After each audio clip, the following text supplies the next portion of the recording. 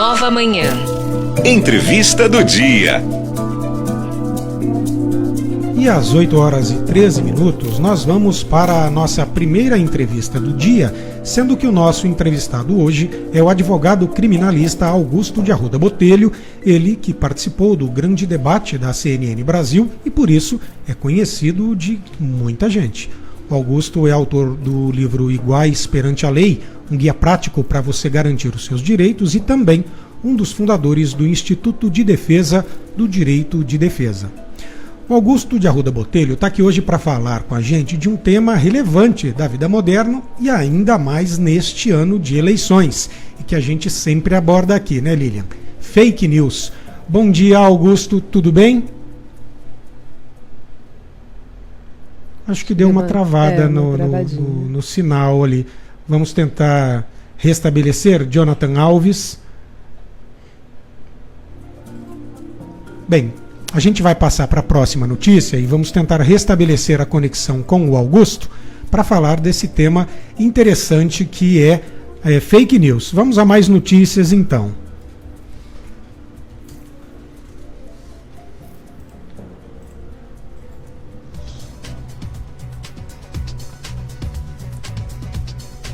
Só um segundinho. Ah, sim, vamos lá. A associação... Deu certo? Deu certo? Vamos então? Vamos voltar então a dividir a tela com o Augusto para ver se o sinal está estável e a gente consegue entrevistá-lo. Augusto, você está ouvindo a gente? Ouço muito bem. E vocês me ouvem? Ótimo, Sim. Agora a conexão está restabelecida. Então vamos lá. Fake news é um tema que nós sempre abordamos aqui no programa. E desde já te agradeço por nos atender. Vamos lá então. Quais são, Augusto, as principais consequências da desinformação e das fake news no processo eleitoral, já que neste ano teremos eleições gerais? Bom, primeiro é um prazer falar com vocês, com todos os amigos e amigas aí de Araçatuba. Vamos pensar o seguinte, né? Uma notícia hoje, seja ela verdadeira ou não, principalmente depois das redes sociais e dos aplicativos de comunicação no celular, elas podem chegar a milhares, milhões de pessoas numa questão de segundos. Então vamos imaginar, num ano eleitoral, você escolheu o seu voto, você já sabe em quem você vai votar, e uma semana antes da eleição, você recebe no seu celular uma notícia falsa sobre aquele candidato que você pretende votar. E essa notícia falsa faz você mudar o voto. Então olha o impacto que uma fake news tem no processo eleitoral. Ele impacta diretamente a nossa representatividade e, no final das contas, impacta a própria democracia. Augusto, para as eleições agora, para as eleições de 2020, nas municipais, né, o Tribunal Superior Eleitoral lançou aquele programa de enfrentamento à desinformação com foco nas eleições. Qual foi e qual é a importância dessa medida na sua avaliação? Olha, é essencial que o tribunal, principalmente o Tribunal Eleitoral, faça campanhas, inclusive, principalmente em ano eleitoral. Mas a gente tem aqui que ser bem realista. Não é uma campanha que vai resolver o problema. Até porque não é um ator da sociedade isolado, ou seja, o Poder Judiciário, que vai conseguir enfrentar esse problema tão grave que é das fake news. É preciso uma união de esforços que envolva a imprensa, principalmente, que envolva partidos políticos, que envolva o Ministério Público e também os tribunais eleitorais, fazendo campanhas, conscientizando a população. Mas se não houver um esforço conjunto, e não apenas em ano de eleição, dificilmente a gente vai resolver ou até, melhorar a situação.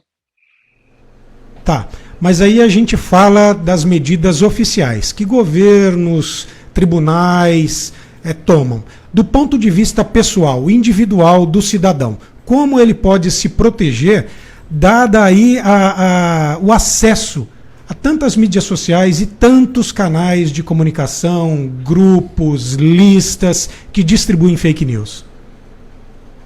Bom, essa tua pergunta é a mais importante. Por quê? Vamos lá. Se não tiver a participação ativa do cidadão, a participação ativa no eleitor neste processo de quebra da cadeia de desinformação, não tem campanha no mundo que vai resolver. Então vamos pensar o seguinte, o que a gente faz ao acordar? Eu não sei se isso é bom, se isso é ruim, mas é um fato. A gente pega o celular. Antes de sair da cama, já pega o celular. Aí vai ter aquele monte de grupo de WhatsApp, da igreja, da escola, do time de futebol, da família. Você vai ver aquela notícia que está piscando ali, aquela notícia com título muito espalhafatoso, uma imagem muito escandalosa, aquela notícia que vai fazer você ficar realmente com o dedo coçando para passar para frente para outro grupo que não recebeu. O que você vai fazer? Você vai ligar na sua rádio de preferência, vai acessar o site de notícia que você costuma acessar, abre o Jornal da Cidade. Se essa notícia que você está com o dedo coçando para passar não está na rádio, não está no site, não está no jornal, a chance de você estar passando para frente uma fake news é gigantesca. Então, como nós aqui, como cidadão, pode quebrar essa cadeia e colaborar para que a fake news não tenha aí uma abrangência muito grande. Sempre, sempre checar a informação em fontes da imprensa confiáveis antes de passar isso para frente. Se a gente fizer isso, o primeiro passo nós conseguimos dar, que é quebrar a cadeia de desinformação.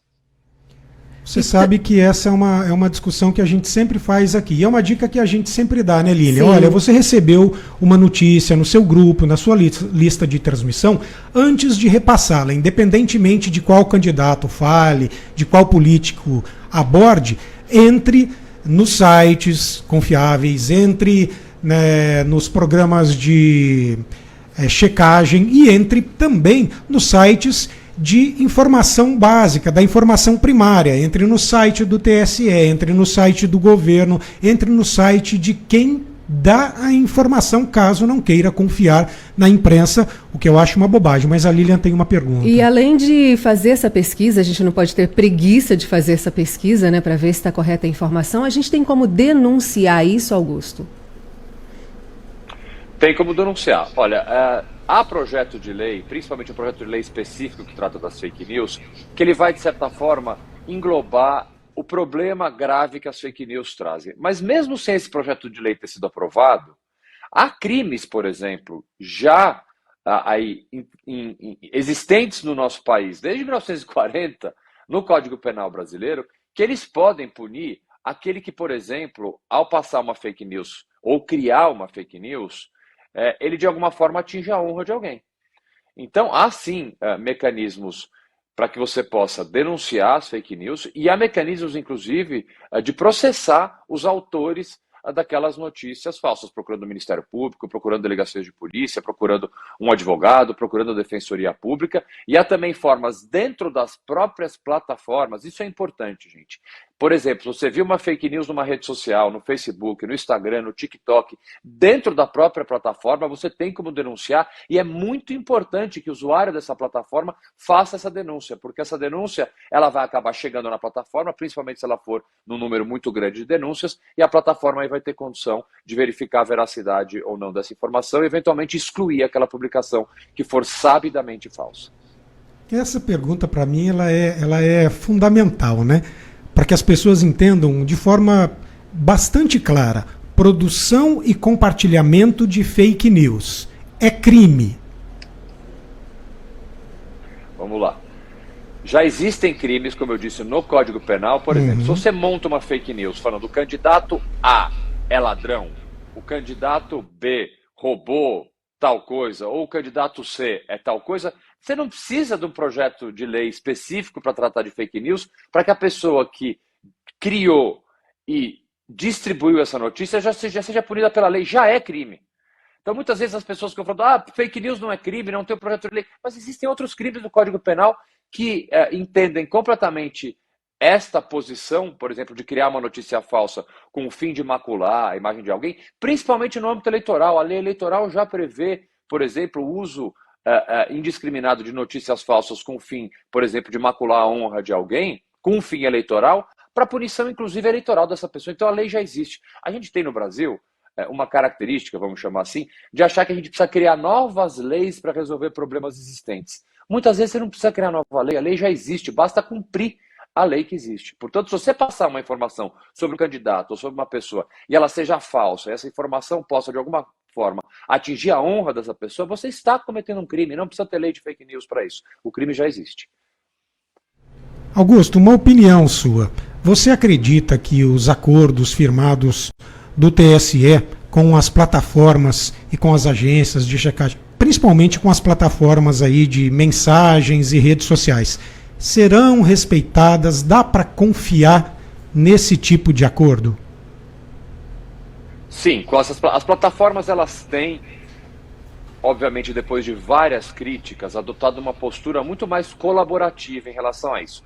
Porque uma coisa é a gente entender que ao a gente entrar numa plataforma, por exemplo, numa rede social, a gente está entrando numa empresa privada, a gente aceita ali, ao criar uma conta, por exemplo, numa rede social, a gente aceita os termos de uso dessa conta. A gente, vamos cá entre nós, a gente não lê muito o que está escrito, porque ela é um contrato muito grande, mas lá está dizendo que a plataforma pode excluir uma publicação sua se violar as regras dessa plataforma. Isso é ok. O problema que a gente tinha no passado é que a transparência da moderação, ou seja, por que uma rede social pode excluir a conta A e não pode excluir a conta B?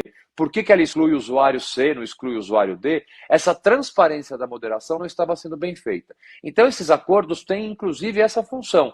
Olha, nós aqui somos usuários de uma rede social. Essa rede social é uma empresa privada. Ela pode tirar minha conta se eu violar os termos de uso? Pode, mas eu tenho que saber por quê.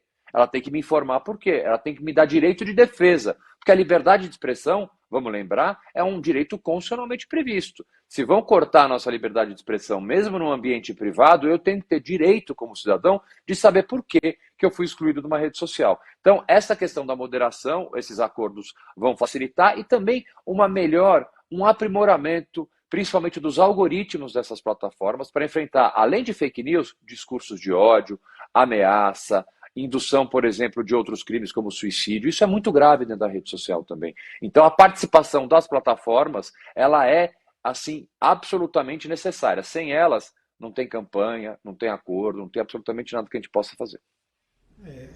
É preciso muito equilíbrio e bom senso na hora de estabelecer esse debate. Eu digo isso porque na semana passada eu recebi uma fake news que, obviamente, só de olhar você já percebe que é, mas eu tive o trabalho de fazer uma pesquisa e mostrar para a pessoa que me enviou que a informação não procedia. O áudio de um pré-candidato conversando com um líder de uma facção criminosa, e aí você percebe que é algo montado lá em 2018... por alguém que já foi preso por corrupção. Então tem todas as informações. E eu mandei de volta e a pessoa me disse, mas mesmo assim eu não confio nesse cara, eu acho que ele faz esse tipo de coisa. Então existe também muito de má fé, né?